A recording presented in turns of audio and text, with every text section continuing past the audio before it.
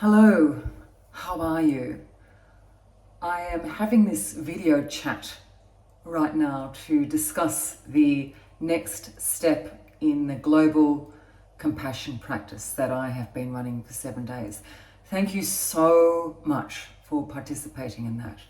I've got a hot drink here. You might want to go and get a hot drink or a glass of water and sit down to have a little chat. This is obviously not a meditation. So many of you enjoyed the global compassion practice. I think you will agree that it was this amazing feeling of camaraderie and community and caring for each other, which is so important in this somewhat narcissistic world where we focus so much on our own needs and our sense of entitlement. I think we've lost to a point that sense of we are communal. From an animal point of view, we are a herd, a tribe. From a consciousness point of view, we are a conscious community. Every time we focus on our individual needs in exclusion, we reinforce this concept that somehow happiness is about self. This is completely an illusion. It is important to have a strong sense of self in order to service the greater community. We need to know ourselves. But the concept of self doesn't exist. We are all connected. Our cells all vibrate. Whatever religious belief you have, mine is Christian, we are not solid entities. We are fluid, vibrating, moving. The sense that we are a solid self is not just an illusion. It is somewhat destructive because it leads to statements such as, if we say, I have a isolated sense of self, then that moves to the consequence, I deserve happiness, I deserve freedom. Freedom is not possible. We can have levels of freedom. We can move towards freedom. We need to honor the ideal of maximizing the freedom of each person. But as a social being, if we want to live in society, we compromise our sense of self to a point. It's the line of compromise that we need to continue to revisit. So as soon as we say the statement, I want freedom, total freedom is only possible to the exclusion of other souls. So it's not an altruistic concept. If you focus on the statement, I want happiness, you are inferring that you are currently in a state of unhappiness or lack. Whatever we infer, our brain adopts. Our brain is brilliant. It's a brilliant piece of software. Because we need to do a number of actions through each day, our brain can only cope with a certain number of decisions. So it's very quick to pick up a paradigm. If you say, I am lost, if you say, I want to be found, I want to find myself, you're saying, I am lost, and you're teaching your brain to adopt that paradigm, I'm lost, I'm lost. If you say, I don't want to be alone, you're teaching your brain, I'm alone, I'm alone, I'm alone. If you say, I want happiness, you're saying, I am sad, I am sad. And so on and so forth. It is not about denying your state. It is about learning the intricacy of how our brain works and how we can maximize a state of peace in the adversity of life. The topic of this video is I'm going to start a 6-week course called Global Compassion Practice. I'm doing this for several reasons. It's 20 minutes. It starts on Monday the 12th in Pacific Day day zone, I think that's called PDT. It'll be Monday, Tuesday, Wednesday, Californian time or LA time. And it will go for 6 weeks. We practice compassion so that we feel good. We practice compassion so that we heal. We practice compassion so we feel less alone.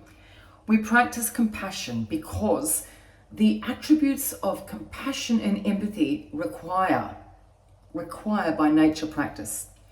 Once we become too entitled or we have stuff, we have options, we very quickly as humans lose the ability to demonstrate compassion and empathy. Compassion and empathy are the absolute foundations of peace. You asked me a question, why do we choose to feel compassion for somebody that's hurt us? That's not a simple answer. Part of the answer is when we demonstrate compassion, we empower ourselves to have the perspective to see what is trivial and what is not trivial. Demonstrating compassion with boundaries helps heal. That's the first point. The second is by sending compassion to other people, we honor our purpose in life, which is servitude, to help others. That's it. That's our purpose in life. When we fall and when we're hurt, it's more difficult to demonstrate compassion for others. And there is the deal breaker here. If someone you have been involved with has been the inspiration or the catalyst for trauma, trauma needs a different approach because trauma is deeply subconscious. Allowing for the fact that trauma is deeply subconscious, we still walk through the healing process. We walk through the healing process. Okay, coming back to the global compassion practice. These are 20-minute sessions. Now, the nature of YouTube is that you or some people will look at a video and then look at another one. This is about when you join this live practice, you commit to the 20 minutes. You turn off your phone or whatever you're not using for the practice, and you commit to sitting in the practice. With this practice, there's less of a guided nature. So you're practicing being centered and present. We visualize with a little bit of ASMR that we are entering a meditation, a sacred room together, and we shut the door and we honor this space. This is about helping us to feel communal, to feel together, to feel honored. I ask for an option of a donation of $1.99 per week or per piece of content, whatever suits you.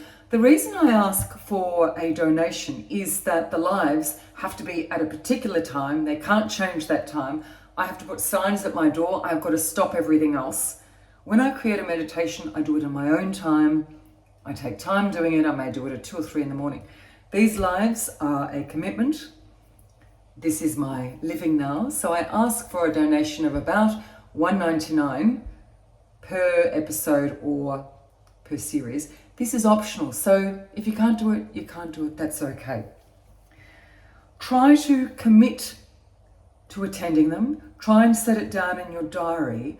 And when you come in to the group, bring that intention of, I will allow the practice to be what it is. With meditation practice, it's never going to be right. All your ducks are not going to be in a row.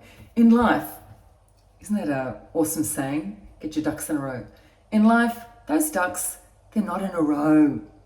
And I'll let you in on a little secret. The ducks are never in a row. And if they are, it's for but a moment.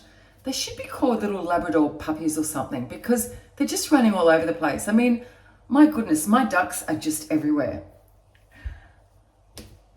So you can, if you can, donate to either Patreon or PayPal or underneath each video. Consider making a commitment to the 6 weeks. Consider setting an intention for the 6 weeks. I want to share with you, this life is hard. This life is not about your happiness. It is not about you finding yourself. It is about us moving towards self-realization in the flawed moment, with our flawed humanity, with unexpected adversity, loss, lack. That's as good as it will get. As humans, we crave predictability, and life gives us unpredictability. As humans, we crave lemon cheesecake, and life gives us bitter lemons. And that's it. That's it. How do we feel okay? We care about other people. That's what we do. I wanted to take this moment. Let me know what you think of the course. It starts the 12th, Monday, LA time, and that'll be Monday, Tuesday, Wednesday, each week for 6 weeks. I'm enjoying your comments. I'm learning a lot from your comments about what to deliver content about. I'm currently recording in my bathroom, which has a lot of reverb. I'm going to start recording also in the bedroom, which is a lot more dampened in sound, because some of you love the reverb and some of you don't like the reverb. Also, remember, you can get content, bonus content and ad-free content on Apple Podcasts. I think it's $5.99 a month. You drill into Apple Podcasts and you sign up, and there's no commitment. When you do this, when you sign up to Patreon or Apple Podcasts or donate under the video, you make this easier for me, which is very helpful. So I'm really grateful to you when you do gift me. It really helps making content easier for me. Keep those questions coming. Know that I care.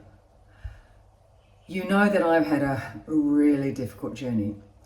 And one of the gifts of my difficult journey is that I believe it gives me a greater light of empathy, a greater ability to perceive with perspective.